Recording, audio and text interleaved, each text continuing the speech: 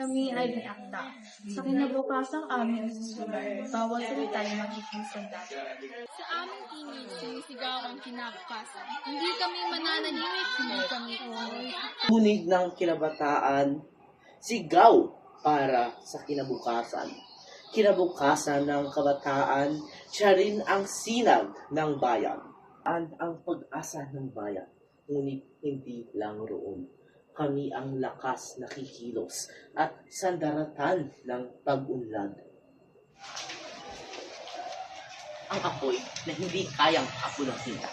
May mga pangarap, may mga paninindigan na hindi kayang pakinggan. Hindi kami basta tagasunod ng kasaysayan. Kami ang susulat ng kapalaran. Sa bawat hakbang, sa bawat tinig, sa bawat pagkilos, boses ng kabataan. Isang sigaw para sa kinabukasan, isang pagkilos, isang paninindigan, isang pagkakaisa para sa kabutihan ng bayan. Sapagkat kami ang kabataan, hindi lamang ang pag-asa ng bayan, kundi ang mga kabataang kikilos, magbabago at magsusulat ng mas malinaw na kinabukasan.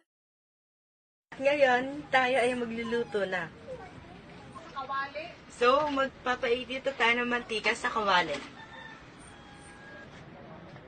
Pag nainit na ang kawali, ilagay na natin ang mixture.